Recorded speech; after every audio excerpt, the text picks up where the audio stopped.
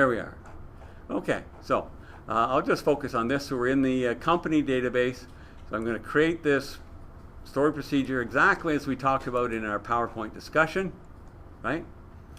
Okay, so let's try this. I can do a select by X.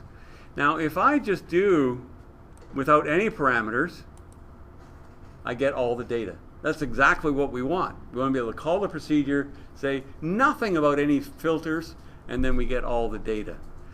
Now, let's say I want to filter the last name for the letter K. Because I'm doing by position, I have to provide null or something here, right, for the department code. So that will still not filter by the department code, just filter by, oh, I selected too much there. Okay, so this is everybody that has a K in their last name, right, irregardless of department. Now, if I put in a department in here as well, I'm cheating because I can see the output, but that's okay. All right, let me do the exact same query using our stored procedure, and of course I just get the one record. So it's behaving exactly the way I want. Now, let me just point out this. If I pass an empty string for the department, same effect as having the null there, right? So I have all the data being returned. Now, if I throw my date range in here as well, I only have the one, okay? Of course, I only have the one from the K. So let me get rid of that. I could either put null or an empty string. So now I'm just focusing on the date range, and it's still the same record. I don't have a lot of data to play with here, sorry. That's another disadvantage of the company database. So that's basically all I can show you there. But let's look at another example, though. What I've done is I've also created, oh, no, I haven't run the script yet. Let me grab the script. Up in Blackboard, I've added another script in the database script area, which is called Create Canada Summer Games Simple. And I think I even put the term because I made a few little modifications. The Canada Summer Games, that was a few years back. That might be one that you'd be interested to know about as well, Matthew. Of course, it was held here in the Niagara region, right? What year was that now? 2022. 2022, I think it was, or 21. Anyway, a few years ago. So we did an app, okay, in class to basically track information about all the athletes and the events and so on and so forth, right? So I scaled down because it was a massive database. So I scaled it down to just a select grouping of tables and made this script that you can play around with. But it gives us a bit more data to play with at the same time. So I'll just run the create database script here. If I can find my mouse, there it is. Okay. So coming over here, let's refresh databases on the server. So here's our Canada Game Simple, right? So you see I've got a selection of tables, athlete, athlete sport, contingent. By the way, contingent is the fancy name for province or territory, okay? And event and so on and so forth. You know, if you want to get an idea of what is inside any database, another option, did you look at creating your own database diagrams earlier on in the course? I know we supplied you for certain, like Ironwood and so on, we gave you a like a graphic image, but you can make your own. So I can come up here to database diagrams. Let me zoom to the back of the room because it's hard to see in the Object Explorer there. Yeah, okay.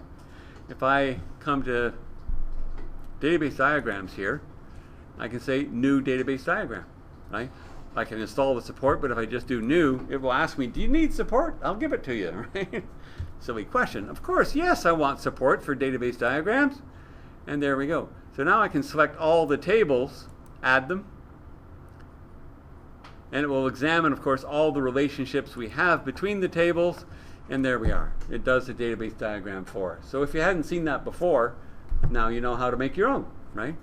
And you can actually even use the database diagram if you're just creating your tables and so on, and you don't have the relationships, primary foreign key relationships in place yet. You can even drag and drop between the tables here and define your primary foreign key relationships that way. The diagramming tool is not just a reporting tool. You can actually work interactively with it to define the database relationships between the entities. But I just thought I'd show you here. So clearly athlete, okay, we have a lookup for the contingent, right? It's a one-to-many relationship. A contingent has got many athletes. An athlete represents one contingent, okay? And we've got a couple others here. The gender, okay, we have a lookup for the gender, right? Yeah, those are the two foreign keys that we see inside the athlete themselves, right? Okay, so with that knowledge ahead of us, let's have a look at what else we have that I've created here. Under programmability and stored procedures, you'll see that I actually have created a few in this script. I've provided you with some standard stored procedures based just on the athlete. We have athlete delete, insert, athlete update, and they're written following the guidelines that we talked about in class last week, right?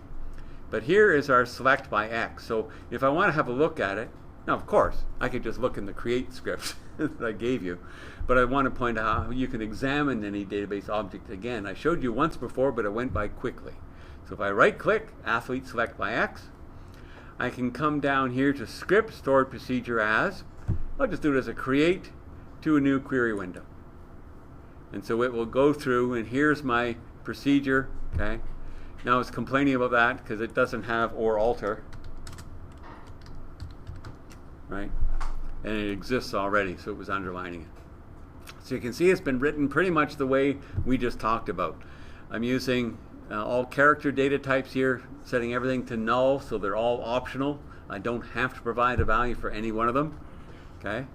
I'll set my keys, my two foreign keys first of all, with the same approach. Now I'm using 0 here because all my primary keys are integer identity.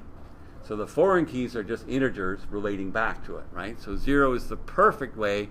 It'll never be created by the system in an identity, right? So it's a perfect flag to indicate, nope, don't want to filter by that, and away we go. So declare variables of the appropriate data type to use in the actual where clause, casting, okay, these strings, because they are strings right now, okay, into integers, right? For the date range, okay, I'm doing the same thing. I've got my strings for the minimum and maximum date of births, okay, using my minimum maximum values as required.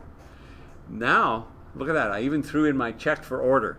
So I'm checking if the minimum date is greater than the maximum date, then we'll swap the values, right? You've done work with swapping before. You have to create a variable to hold it temporarily. If you assign the variable over right away first, then you lose the initial value. So you have to put it in a temporary placeholder, so to speak. So I'll make a variable called my temp date, store the max, then I can overwrite the max with the min, and then overwrite the min with my temporary value. Just a simple swap of values, right? Prepare my actual minimum and maximum date data type objects, and then use that in the where clause down below. Okay, now you'll notice that I am set up here for the name filter, okay, to use the wildcard characters both before and after. So yeah, we're just assuming we always want contains, and you know what? It is pretty much the safest assumption in all cases. So there we go. There's an example of that. And yeah, let me just pause my recording for a second.